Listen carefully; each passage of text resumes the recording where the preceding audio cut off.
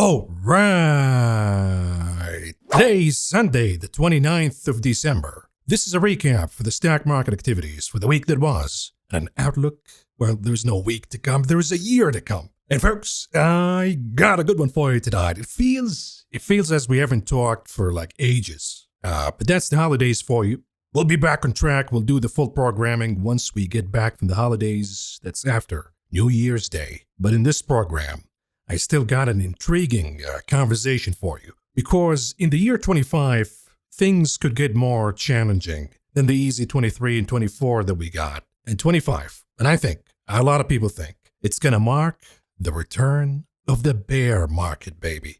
Only this time around, it's going to be uglier than 22 because in 22, there was the assumption that there was a resolution and there was a soft landing and the Fed got it and yada yada. Comes 25, we get to the realization that there is no such thing as soft landing. Either you end the party, and that's how every inflation episode, as aggressive as we've gotten so far, there are milder inflation episodes that end it organically, got it. But a severe inflation episode like we got, you don't end that by a soft landing or somehow engineer a shortcut out. Not going to happen this way. You got to take everything down, the mania down, the market down, the stupidity that you see in the economy, the excessiveness, all of it has to come down. The speculation has to die. And we said repeatedly in this channel, folks, that at the end of the day, you're not going to defeat inflation, Mr. Federal Reserve Chairman Powell. You're not going to defeat inflation without crashing the market. You can't have it both ways. If you want the market to perform, then you're just delaying the inevitable and you're making the conclusion even more damaging. What should have been, let's say, a crash of 40%, now we're talking about 70%. And I think we're going to begin to think about that more and face more challenges as we head to 25, because usually when you have 2 years in a row with double-digit gains, year number 3 is not a good year. So 27, 28, then we got the great crash in 29 and the Great Depression after that. It happened again in 37, in the 50s. It was a little better, but still not a double-digit kind of year. Then you have the positive example of 95, which is 34% gains, and then 96, 20% gains, and 97 was 31% gains. The bottom line is, when you have these kind of back-to-back years of double-digit gains, it's indicative of a massive bubble. And all bubbles will end the same way. You can extend them for another year or so, but they're going to end the same way. So when we talk about 23 with 24% gains and 24 with another 24% gains, 25 probably going to shave a lot of that out. Now you can say, but Maverick, can we have another 97 in 2025? Sure. You can extend the valuation a little crazier because we're not at the peak yet, like we've seen the year 2000 before the crash. We're getting close. So sure, in theory, we can extend this bubble a little longer because we have a really strong catalyst in AI, and that could spread to other sectors. We could see an IPO mania. There are many scenarios where we can see a year in 25 that goes with double-digit gains again. And this chart right here suggests that you could extend the valuations a little more. But at the end of the day, folks, all bubbles act and react the same way. When you have years of double-digit gains back-to-back, you're in a massive bubble. At the end of the day, it didn't matter. 97, 98. You look at the chart of the NDX, top to bottom, it crashed down by more than 80%. And folks, you have to remember that, and I bring this example all the time on the channel, which is, if you guys remember, some of you the old timers, Black Friday 2000. That was one of the most historic days in the market because it was the confirmation that the bubble is over and the crash is ongoing. What led to that, though? Some of you, again, remember, watching the program, you remember why. It wasn't really something, a black swan that did it. It was just an organic process. So let's revisit that a little bit. I love this article right here. It covers the analysis by Stephen John Kaplan. It reads, this contrarian investor says the tech bubble is getting scary. Here is his game plan. Now, Kaplan argues that the bear market has already begun. I don't know about that, but let's read here. I'll let you know my 2 cents. One lesson learned from 2024 is that technology stocks are still providing the firepower for Wall Street, which seems reluctant to doubt them in 2025. It's a huge catalyst. It's a really strong catalyst. There's no doubt about it. And that's why it's been more challenging to crack, which you can look at it another way, that it's going to take more aggressiveness to crack it down. And that's kind of scary. Anyways, contrarian Stephen John Kaplan, the chief executives of whatever, laid out a contrarian bet against stocks earlier this year that has yet to come true, but he's sticking to it.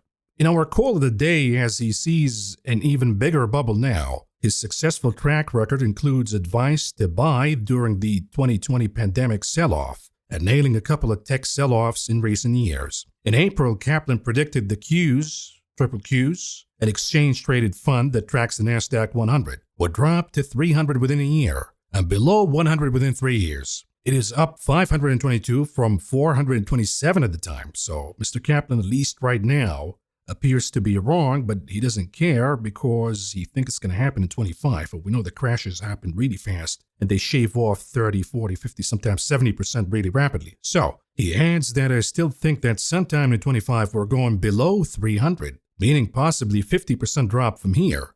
He worries about overpriced expectations for company profits and increasing evidence that AI spending from big tech companies has not been turning into big profits. And in essence, that's going to be the challenge because we fluffed up the valuations to the extremes. And now these big companies are spending because they're in an AI war. You have to spend to gain leadership in the future. At the same time, the fruits are not showing up right now, which means that we're going to begin to talk about margin contraction and margin peaking in these companies. And again, they hold a huge weight in the indices. If they go down in a correction, then they take everything down with them. Now, Mr. Kaplan says that we're going to go down below 325 in the Qs. That's going to be at least a downfall of over 40% from this point right now. And again, we've seen these 40% crashes happening really fast. So we're not going to dismiss that, but it is a little bit of an aggressive target here. So let's read more and maybe refresh our memories about what happened in the aftermath of the dot-com bubble. Kaplan said selling could begin among powerful hedge funds, which he notes make up a big percentage of daily volume of tech stocks. He notes that during the internet bubble and bust of 2000, there was no big trigger that caused the collapse, except finally, a small number of people started selling. That's really important because we talk about this Black Friday all the time. And that's how it happened. It wasn't Black Swan. It wasn't World War III. It just happened. We discussed Black Friday and what happened in the aftermath of the dot-com in a previous video. We said the stocks are rallying right now exactly like they did before the dot-com bust. If you go back to that video, again, reminder, Black Friday happened because we got an inflation report that suggested that inflation is not going down, it's actually beginning to rebound. That was the nail in the coffin in the bubble. And it seems that we're in similar circumstances, as right now we see bond yields going higher again and inflation beginning to risk rebounding once again.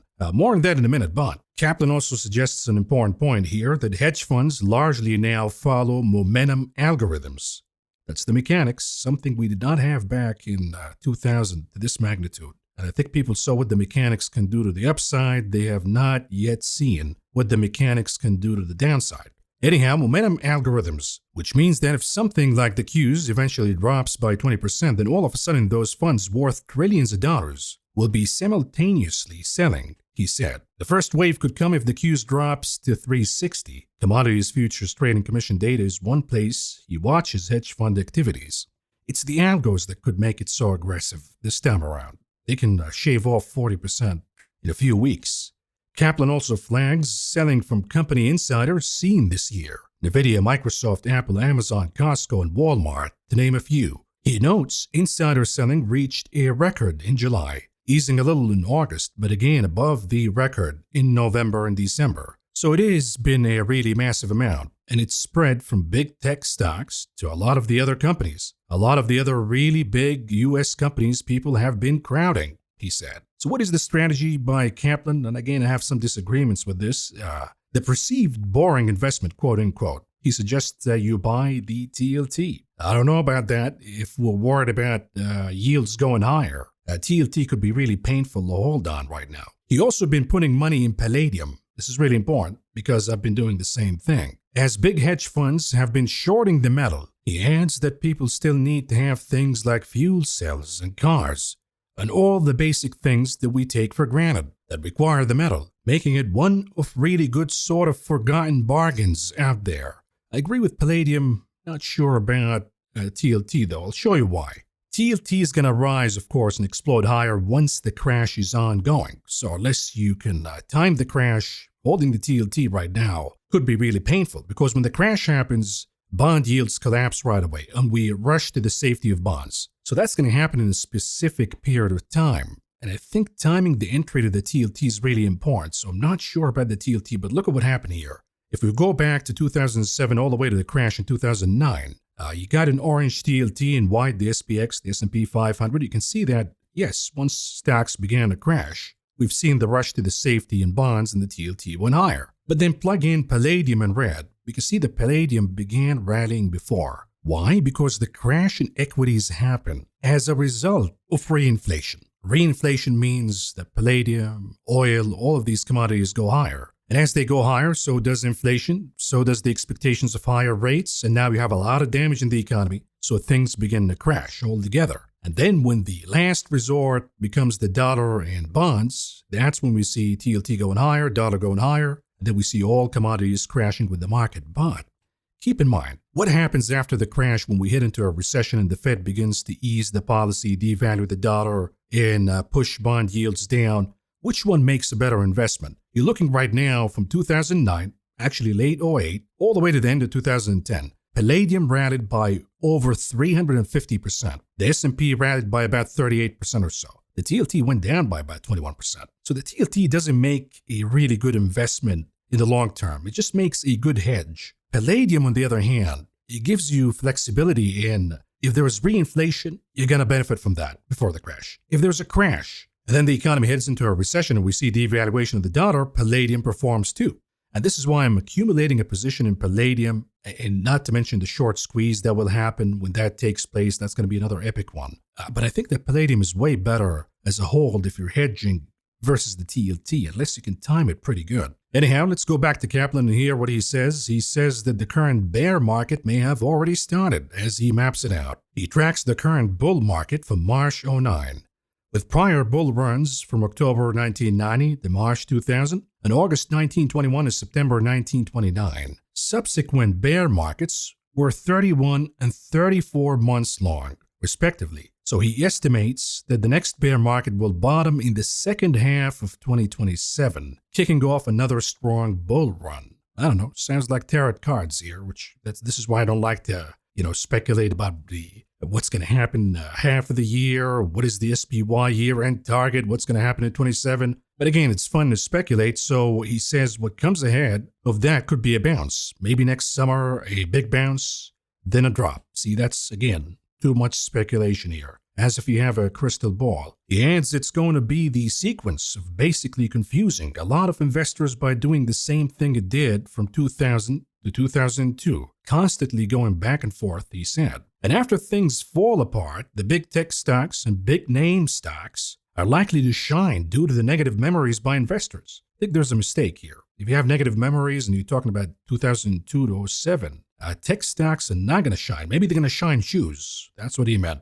Instead, he says, look at the winners from 2002 to 2007. A lot of emerging markets, gold mining shares, commodity producers in general, and small and mid caps rather than the big ones. So again, there was a typo here. There was a mistake in the article, but here's the illustration for you. The NASDAQ NDX in orange right before the top in the crash of 2000. And then you have the SPYV, which is the S&P value. This was commissioned back in late 2000, 2001. So it was relatively new at that point. But again, it shows the point here that the NDX went down by about 45% from that point, but the value stocks went higher by 33%. So yes, you have a shuffling, you have a substitution of the outperformers. Problem is the outperformers are smaller weighted stocks, so they can rally all they want. They're not going to help the indices because the indices are dominated by the heavy weighted big cap technology stocks. And that's where the crash is going to happen. So yes, we're going to have other opportunities, but it ain't going to help the indices though. So it's going to be a different strategy in investing. Now, since we talked about all this, you know that we have three markets, right? We have the market that is bounded by the dollar. We have a market that is bounded by bond yields. We have a market that is bounded by hedging and volatility and algorithms. And you can see the examples right here. The dollar, of course, mostly commodities, gold, metals, oil, chemicals. The bond yield dominated assets come from dividend stocks, defensives, small caps, home builders. You get the picture. The algorithms, the VIX, the hedging, that's of course the big caps, heaviest weighted, and with it comes the indices. So let's look at them one by one. What do we see here? At least in the beginning of 25. Forget about what's going to happen in 27 or half of the year. All that's just speculation for now. What happens at the beginning of the year? Anything that's bounded by the dollar has been absolutely hammered in the month of December because the dollar been going higher and higher and higher. So look, for example, at the SLX. I'll give you just a few examples here. The SLX is the steel ETF weekly chart. You can see that it got absolutely creamed. And now it's kind of oversold. It's even gapping below the weekly Bollinger Bands. What if there is a drop in the dollar, small correction, or the US dollar follows the same playbook from the first term of Donald Trump? What if that happens? Then you're probably going to see a big rebound in steel. And you'll see, look at the XME. This is the metals ETF daily chart. It's been bleeding aggressively as the dollar been rallying. Now it's really oversold. If there is a drop in the dollar in the month of January, all the way to February, at least just a little bit of correction, it's going to open opportunities here in buying the dip in these dollar-sensitive names. But folks, you gotta make sure, you gotta see it to believe it. Because the dollar, tricky Dixie as we call it, plays dead for a little bit, then it comes back right away. And right now we can argue in the daily chart that we have a bear flag pattern. You look at the momentum, maybe it's peaking, dollar goes down, and we see the trade in January would be buying the dollar-sensitive assets that are oversold right now. But you gotta see it to believe it. You gotta see confirmations here. And I go back to the same playbook from the first Trump presidency. You can see that after the elections, when he won, the dollar rallied by 8% plus because, he's going to do this, he's going to do that. But then comes the policies, the tax cuts and the deficits and all of that. And the dollar actually goes down in 2017 by about 14 to 15%. What if that happens in 25? Then again, all of these metals and commodities and dollar-sensitive assets that went down big, the chemicals. You look at names like Dow and Allen and all of those. They've been getting absolutely creamed. There could be an opportunity, at least for a trade in the beginning of the year, if the dollar pulls back. So you look at the daily chart for gold futures. Gold is really sensitive to the dollar. And again, gold been suffering as the dollar been going higher. One of the confirmations I would look at, sure, the dollar going down, but we cannot, under any circumstances, to see gold futures breaching 2,600. If you see the dollar pulling back a little bit, but gold futures go below 2,600, you got no confirmation. It's a trap. Okay, so you got to see that level defended big time in gold futures, because the risk is, if you look at the gold miners, even more sensitive to the dollar than the physical gold, the commodity. It looks that we have a topping head and shoulder pattern in the weekly chart. It looks that we have broken and closed below the 50 weeks moving average. Every time we do that, we have consecutive weeks of losses and more downside to come in gold miners. So there is absolutely no confirmation right now. It's a very dangerous trade if you assume that the dollar is going to go down and you begin buying the gold miners and the chemicals and all of that. You got to see at least some sign that yes, the dollar is going down.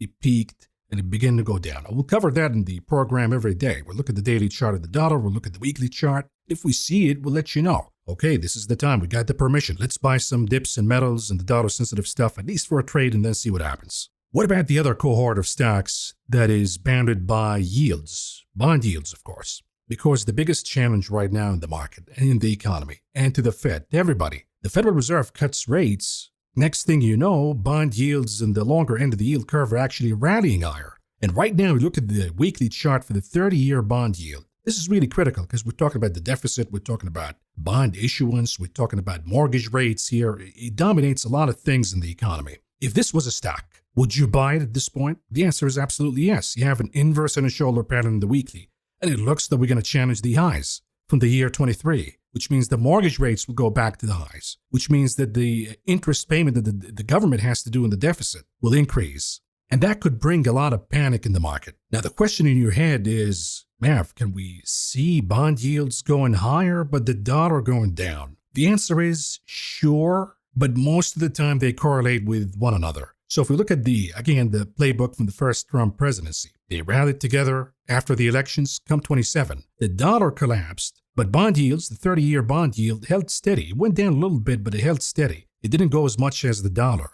We could see that, and that dynamic is going to bring back inflation. So you'll see the dollar trade, palladium, buying gold miners, the chemicals doing pretty good, but not necessarily buying the stuff that is bounded by bond yields going down, because you might not have that confirmation. If we look at the history of the dollar and bond yields, in this case, the 30-year bond yield, which is the most significant. So you got the dollar in orange, you got bond yields in white. We have seen few periods where they diverge from one another. usually under crashes, where we see the rush to buying the dollar and bonds for safety, and then we see the dollar rallying and bond yields going down. There was one instance, at least a significant one, because you'll see them in the daily, you'll see them in the short term, but this is a monthly chart, so we're looking at something more significant, where we've seen bond yields going up but the dollar going down. There is an example back in the 90s, so don't dismiss the possibility that the dollar can come down, but bond yields continue to go higher. It's not going to last for too long, because at some point, bond yields will catch up with the dollar. The dollar continues to go down, then sooner than later you see bond yields catching up and going down too.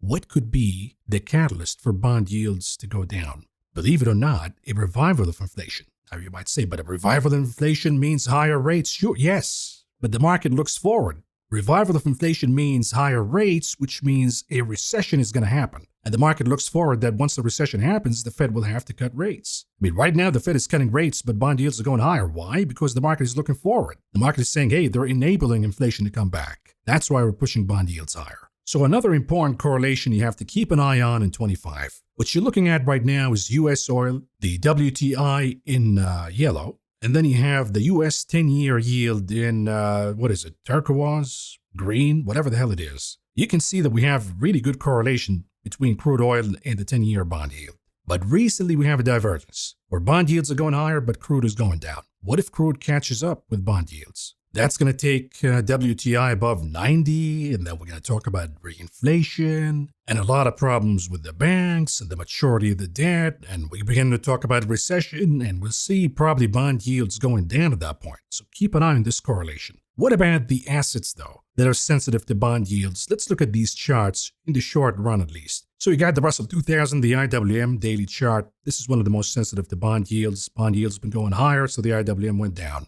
It is breaking a trend that's been ongoing since August. It is consolidating in what could be a bear flag pattern. And if we continue to go down, because bond yields are heading back to the highs from 23, then we'll see the IWM sooner than later reaching the 200 days moving average in orange, and right now that is sitting at about 214. Another way we can look at it, if we clean up the chart, it could be argued that this is a topping head and shoulder pattern. So it is under a lot of risk, the Russell 2000. And you can see one of the unusual trades that we got on Friday is somebody buying the 212 puts and the 211 puts for the expiration date of February 21st, 2025. They spent about $3 million on those. Another yield-sensitive chart is the XHB Home Builders. We've been talking about the weakness in home builders for a while. It's a short. We've been shorting Lennar in this channel. We've been shorting a lot of stuff in the home builders and the ITB since half of the year. We've been talking about shorting the ITB. Now people are beginning to listen because you're seeing it happening. If you look at the daily chart of the XHB, maybe it's getting oversold, but it is showing a bear flag pattern.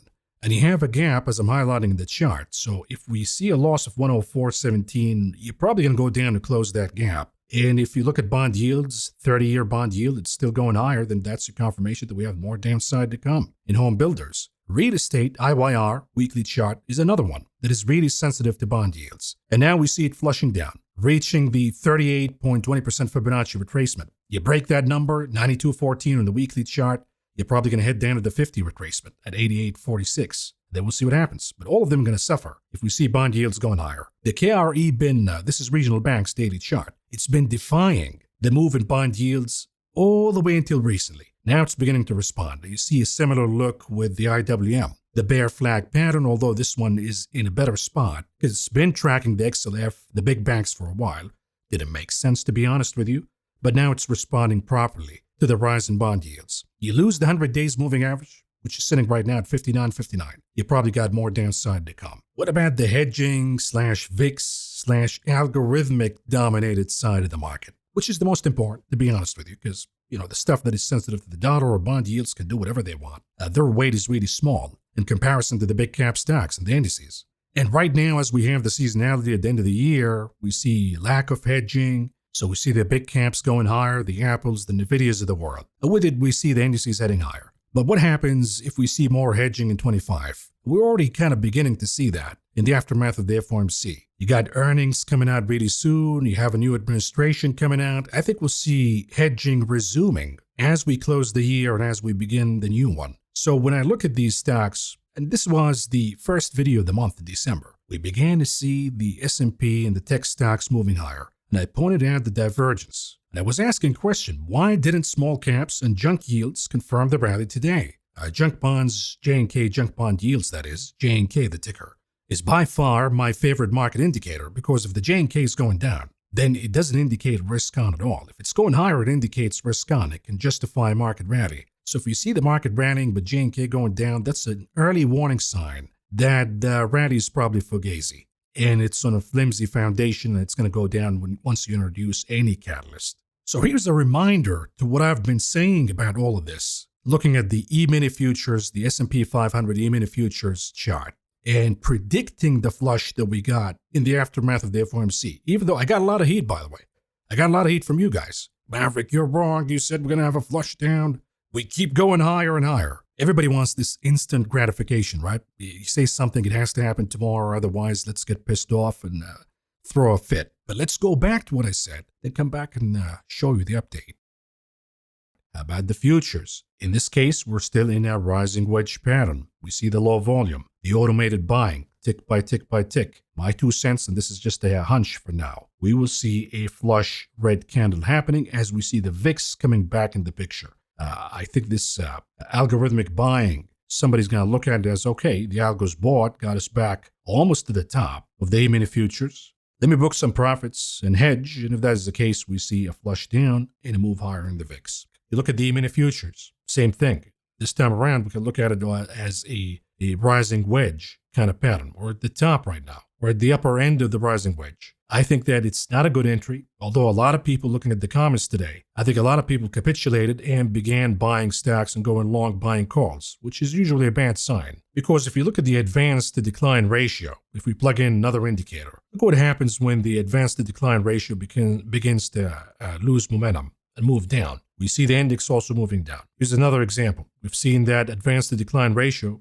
slipping down while we see the E-mini futures moving to new highs, eventually led to a correction. And here we see that the advance to decline ratio has been deteriorating. Yet the E-mini futures going higher, meaning that the majority of the gains are happening on a handful of names. I think that's a leading indicator that we will see a flush candle. It might erase 2, 3, 4 days worth of gains right away. You look at the E-mini futures. This one is at the top of the rising wedge pattern.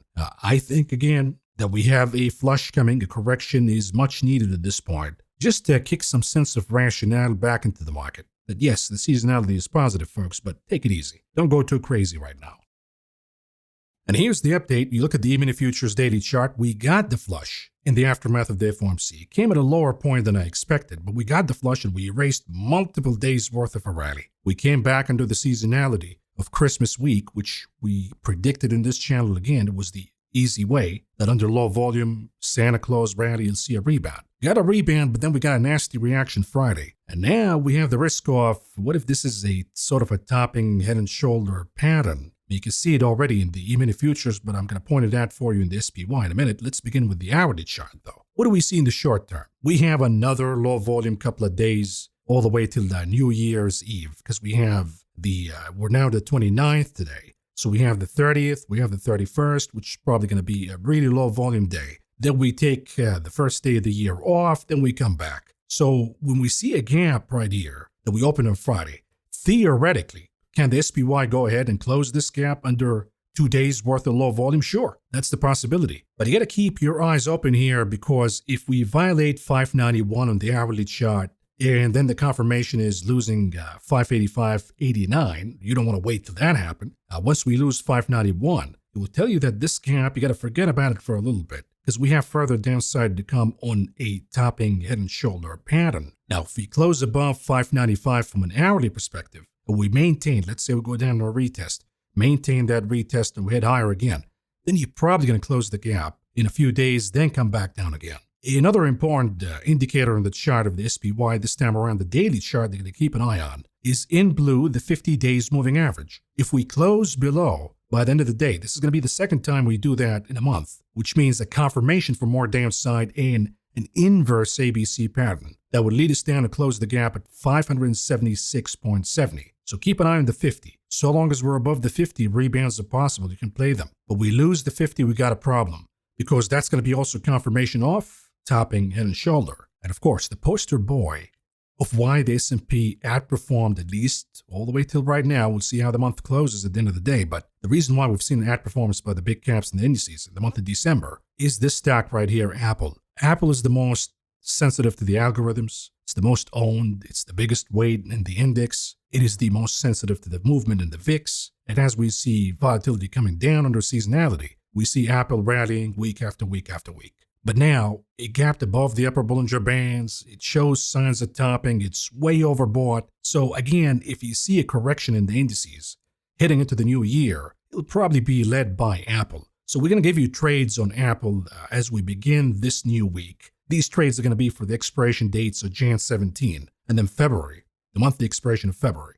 And I think those are going to play out beautifully. Now, let's talk about some other miscellaneous charts, some sort of a risk-on kind of charts that are not really bounded by the dollar or bond yields or volatility. We're talking about Bitcoin. Of course, Bitcoin, it's own animal right now. It is a pulse on momentum and sentiment more than anything, really. Now, we've seen a false breakout in Bitcoin once it closed above 104,000. And this, by the way, illustrates the importance of confirmations in a longer time frame, because the daily time frame is important. Of course, it's the standard, but you got to check on the weekly too. And in the weekly, we never got a close above. Now, a lot of you pointed that out. Hey, Mav, we don't have a weekly close above 104,000, so we don't have a confirmation that we should go long Bitcoin. And that was proven to be true, because we went down and now we're going to retest the lower boundaries of this trading channel, sitting at about 92,055.86. If we close below that by the end of the week, then you're probably going to see undoing in a lot, if not all, of the post-election rally in Bitcoin. That's going to be a huge hit to the sentiment, by the way, because a lot of folks chased this trade right here. And if it goes down erasing the entirety of the post-election rally, oh, it's going to be painful. It's going to drag the market down with it too, because it's going to impact the sentiment all in all. And of course, if it happens, we get the confirmation that Bitcoin is going to head down. The best asset to short would be MicroStrategy, MSTR, because the lunatic, drunk Michael Saylor, been buying Bitcoin above the given price. And he's selling MicroStrategy, which is now he's marketing as a proxy to Bitcoin, at 4 times the value of Bitcoin. It doesn't make sense at all. If you like Bitcoin, buy Bitcoin. Why would you pay 4 times for it to buy MicroStrategy? Doesn't make sense at all. So if Bitcoin goes down, he's going to be underwater really fast. And I think at the weekly chart, we can fill the gap that I'm highlighting in the chart right now. That'd be at least a downside of about 18.5%. So one of the unusual trades that we got in Friday's session, this is a little aggressive, but again, MicroStrategy's options are really expensive. So this is why folks go way out of the money to trade them. But the trader here bought the 205 and the 255 puts for the expiration date of Jan 10, 2025. So that's not really too far. As if somebody here is calling a crash in MicroStrategy. They spent about $1 million on those. Doesn't mean they're going to be right because it's an aggressive target, but boy, it captures your attention here. And then another miscellaneous chart that is not really bounded by the dollar or bond yield, it's more of a sentiment retail investor kind of thing, is Tesla. If we look at the hourly chart of Tesla, it's been a huge outperformer since the elections because Elon Musk is sticking his tongue in Trump's ass, and somehow that's going to produce good things for Tesla. Until that happens, though, we're going to face the reality of the quarterly earnings. We know that the company has a lot of problems with margins, so that's going to be in the mind of investors as we begin to open the year. But right now, technically speaking, maybe we have a bear flag pattern, maybe. Confirmation losing 427. But I have the little bear at 417. If we close below that, then I would say we'll see a flush in Tesla, because a lot of folks are going to rush to book their profits, and that's going to cause a correction before the earnings report, and then we'll see what happens with earnings.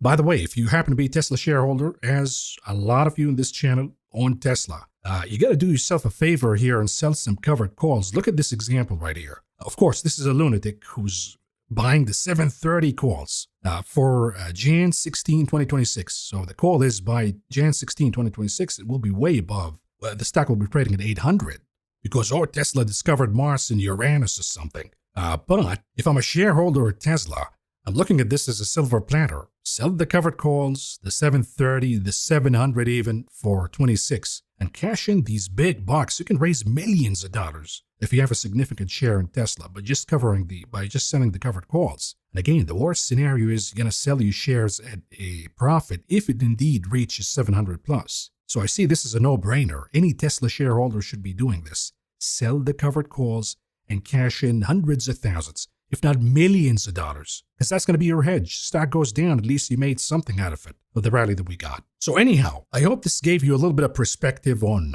the risks that we see in 24 and the beginning of the year specifically. Can we see the dollar going down, opening some trades, and we see big tech going down, opening other trades? That's what we're anticipating here. But the year is going to be still young and with a lot of events, so buckle up your seatbelts. But let's go back and review the Maverick Christmas week trade, because this one was a little challenging, but a lot of you have no patience, folks. As I said, instant gratification. You want things to happen immediately. If they don't happen immediately, you get pissed off. And you missed a lot of opportunities, by the way, by acting like this. In charts that we talked about a couple of weeks ago didn't play out, then they played out later.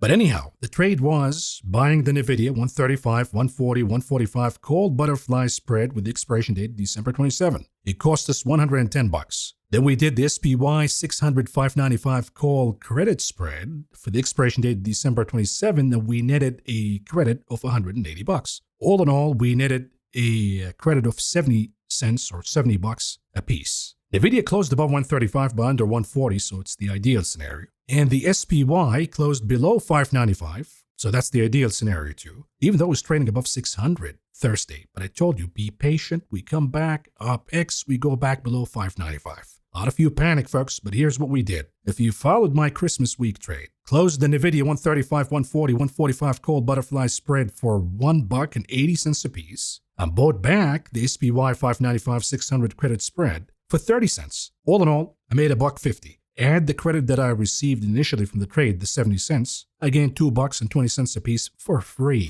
I got paid to play, baby. And I love it. Now, I told you we'll give you some trades with the options tracker.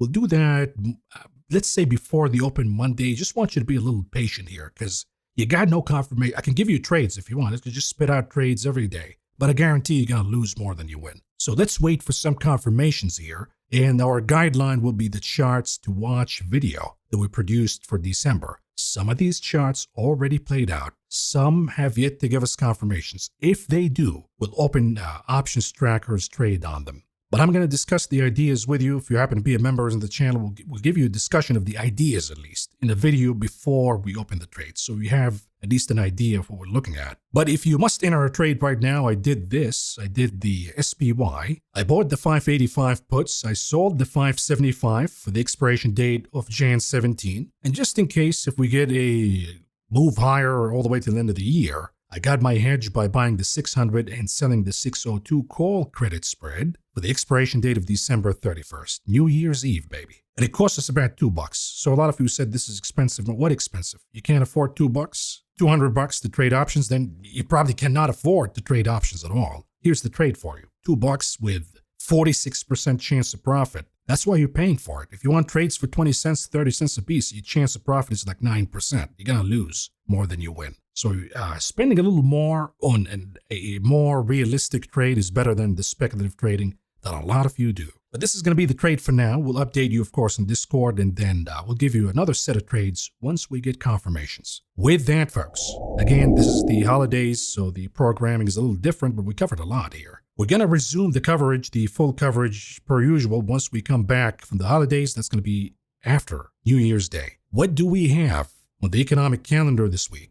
Monday, tomorrow, the 30th, Chicago Business Barometer. We have pending home sales. New Year's Eve, we get the Case-Shiller Home Price Index. None of these are really market movers. Wednesday, Jan 1st, we have a holiday. We're going to be off. Then Thursday, Jan 2nd, we have initial jobless claims and construction spending. We finish with Friday's Jan 3rd, the ISM manufacturing. All of them are okay in terms of importance, but not the most important events. I think that the most important event will be mechanical in nature. That folks now don't have the tax obligations. They're free to book profits. They're free to hedge. We might see the dollar pulling back or yields pulling back, and that's going to open some trades. So we'll keep an eye here, folks. And a reminder, if you happen to be a member of the channel in the VIP or Top Guns, we began to produce the stock battle series. We got TJ Maxx versus Ross. That was a good one. We put out Delta versus United. That was another good one. Coming your way, McDonald's versus Domino's Pizza. So don't forget to check these out. And folks, if you're not a member of the channel, we'll give you a discount, a promotion, once the year begins. So we'll give you half off So you can join, but comes February, once we begin the bear market, the price is going to double, baby. You're going to pay the rent double. If you're a newcomer, if you're already in, you're going to be grandfathered in the older price. If you're new, hey, I got to listen to the Maverick now because my portfolio is getting creamed all of a sudden. Well, it's going to cost you. So use that promotion once it takes place. I'll let you know, share everything with you. But for now, folks, it's been a while. We didn't talk for a long time. But here it is. I hope this was informative. We discussed a lot of good things. I thank you all for listening and for watching. And as always, I appreciate and love all of you. Let's conclude with the New Year's message. Happy New Year to everybody. I wish you health, wealth, and happiness in 2025. If you had a bad year in 24, keep your chin up, shake it off. You'll come back in 25. You're a champ. You're the captain of the ship, and you will have an amazing 2025. But with that, folks, let's wrap it up right here. Thank you for watching. Thank you for listening, and good night.